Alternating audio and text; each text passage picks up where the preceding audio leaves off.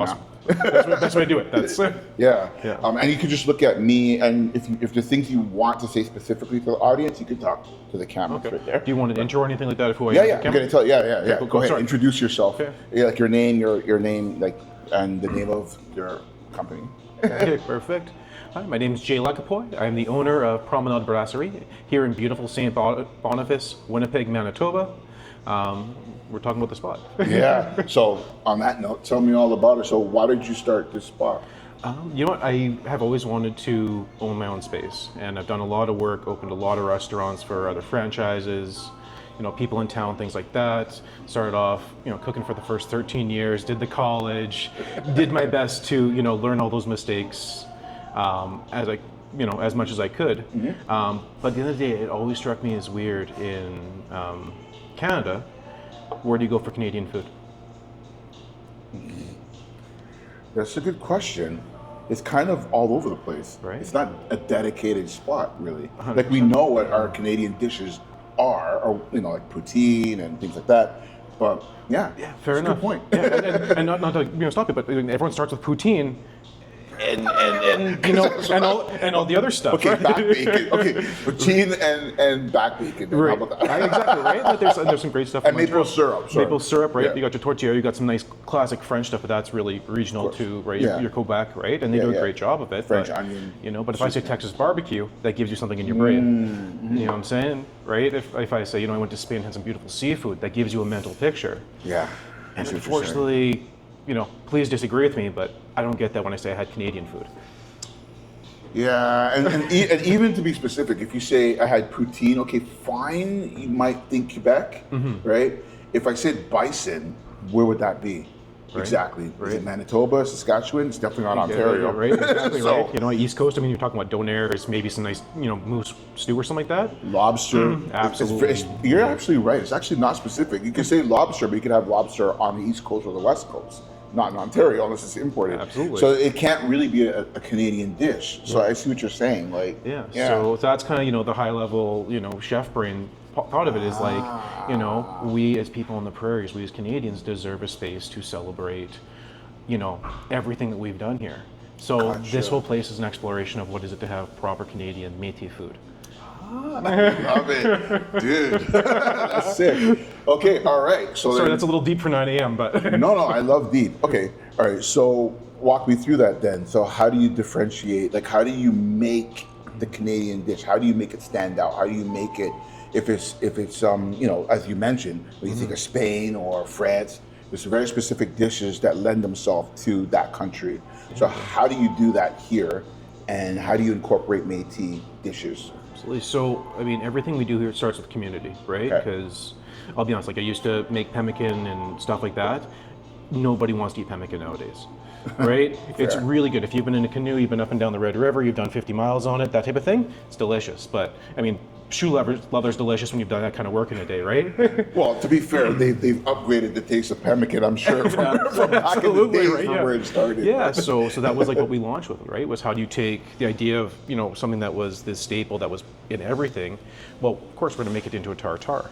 Borrows from the French roots a little bit for sure, but it keeps it, you're celebrating the bison, you're working your berries in, you're making it so you have all those components, right? You find a way to do that little bit of that liquid tallow over top, right? A little bit of finishing salt, which, we didn't have, but how do you update that to modern preferences, right? Right, gotcha. So that's the whole thing, like it's the whole game. And if I had that menu that was perfect today, we'd stop. We'd never stop, let's be honest. It would never stop, right? Of course, yeah. No, but now it's that conversation with community, right? Let's go with my bison farmers. Let's go to the people that are growing, the tomatoes, the old school, 5-row flint corn, all these traditional ingredients, and go, okay, how do we remake this so it's something that represents, of course, our history, right? Of course, the hardy people that are, were here. Nice. But also, how do we support the hardy people that are here? Okay, gotcha. You know what I'm saying? Yeah. Wicked. Okay, but still, how do you solve the Canadian question? Like with the Métis, it's and I talked with Chef Jennifer about this. And she's talking about like incorporating bannock into her dishes. So she wants to elevate it because that's essentially what you're saying. Because you can't eat the pemmican that they were using back when they were a tour. You know what I mean? Yeah. But you want to elevate it, but at the same time, you don't want to disrespect it or cause a Métis person to come and eat this and be like, what is this? Like, why would you change it so much, right? Absolutely. So how do you keep that balance with Métis food specifically, or Indigenous food in general? But in addition to that, though, how do you still define Canadian? Because you're talking about local. So local Manitoba is different from local Ontario. Absolutely. Which is different from local Quebec. So how do you still bring in the entire country? What's the dish that when you hear that name, it's Canadian? True. Are you still working on it? I'm always working on it, right? Because that's the whole thing, right? That's literally the whole thing. Okay, is so because you're trying to establish 100%, right? But it's Gotcha. conversations like this. This is the lifeblood of it, right? It's, you know. So how do you elevate the dishes then, without going too far with it? Like where because I get it. You want to elevate it. Yeah. You want to make it modern, but you still want to keep its roots without, I guess, for lack of a better word, disrespecting it. 100%, right? Because Bannock is something that's sacred. So absolutely is, right?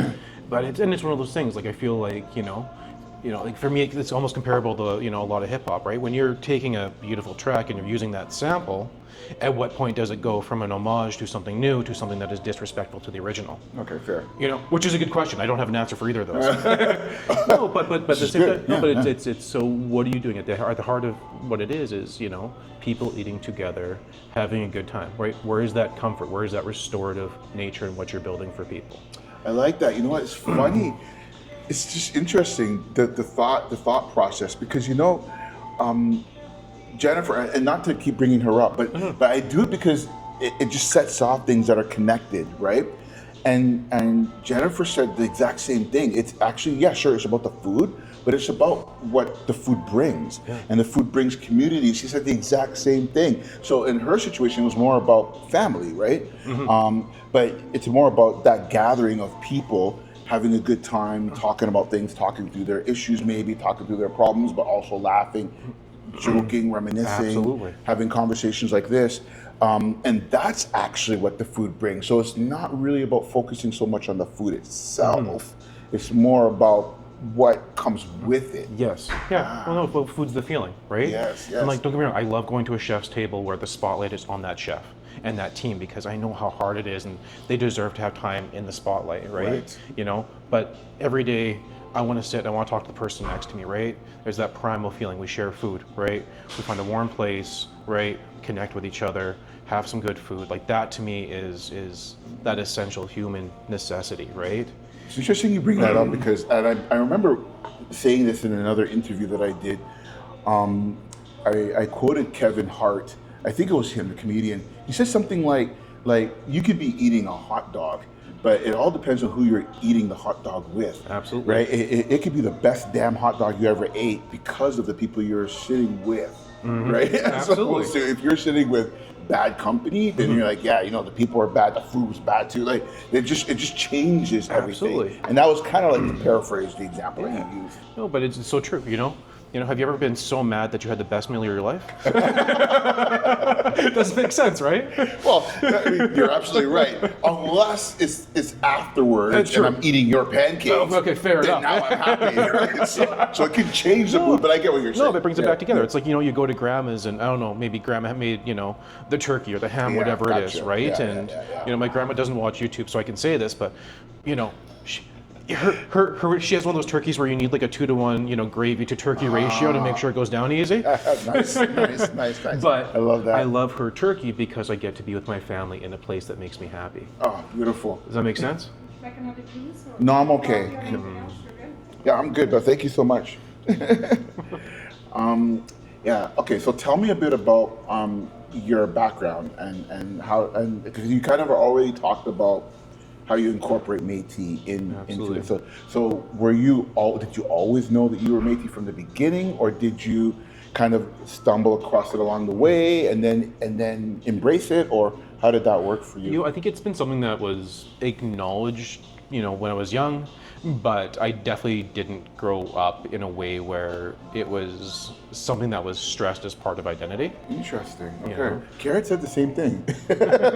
Like he knew that he was, but he never really, And then he said that he's had signs and inklings of it, but then it wasn't until later in life where he started to actually fully embrace it. Yeah. So I was wondering, is it similar for you as well? Yeah, and I am fortunate where I've met some good people along the way that, are very proud of their heritage and their identity, and, really pushed forward a lot of the importance of, following the tradition of it, right? And like, I love the outdoors thing. Like, I was really fortunate, right? It was every single summer, I think I spent more time in a camper or a tent than I did in my house, Nice. which was lovely, right? Yeah, And, yeah. And that was from my mom's side. My dad's side, he grew up way up north, where instead of getting your first job at McDonald's, your first job was having a trap line. True story, right? I believe you. Right? But for both of them, I mean, they're my grandparents. Like, that was the generation where you could not be proud to be Indigenous or Métis or anything like that, right? Yeah, you're right, because you're just coming off of like the 60s scoop, and see, it's not something you want to go around preaching. You have to kind of keep that hidden, which is an absolute shame. Yeah. Well, I'm glad that I'm so happy that the Indigenous communities are now able to kind of like put that on display full force. And it reminds me of an experience I had in Kaniashik culture camps. I was 4 hours up north of Saskatoon in the Boreal Forest. I think it's Treaty 7. And they run like a reserve. They run a kind of like a camp setting where it's initially designed to teach the younger children how to be, for lack of better words, Indigenous again, because they lost a lot of their skills, and they also wanted to impart a lot of the elders' knowledge down to them, because the elders were dying, and then that knowledge is getting lost. Absolutely. So they had children in those communities who didn't even know how to start a fire, never mind like fish. So that camp was designed to teach the Cree how to actually start from kids. So when I was there, I completely lost what I was going to say. It's all good. Just keep going. Yeah. But when I was there, like, I learned so much about that and that whole experience. And it was something that always kind of stuck with me in terms of, I remember what he said. Now it's coming back to me. I remember what he said. So we were able to attend like a secret ceremony, like a ceremony that the average outside person can't really attend. So it was like such an amazing thing that I got to experience that. And he said, and I get goosebumps every time he says this, now we're ready to tell our stories. That's what he said. And I was like, damn. Right there. Goosebumps. Right there. He's like, now we're ready beautiful. to tell our stories, and now we're ready for the people to hear our stories. And I was like, fire it up. I'm ready to help you tell your stories. You know what I mean? Like, I'm down for that, right? Absolutely. So to your point, like, where something was hidden for so long, now I love it that Indigenous communities are now telling their stories, whether it be through art, through food, through things like hotels, through restaurants, like the Feast, like your spot. Like, it's just amazing. Like, and the food is just amazing. I love how it's being entwined in everyday food, so it's not so different. But absolutely. It pokes itself in there, and I just love that. So I'm so happy that you guys are able to share your stories, because Indigenous culture is one of the things I absolutely love so much, and I feel that I learned the most from Indigenous people. No, I'm happy you're here. Like, that's, like, I mean, at the end of the day, that's the whole purpose of having, a restaurant, is host people, have a good time, make friends. Exactly. You know what I mean? Yep. Share stories. 1000%. We all got wisdom, right?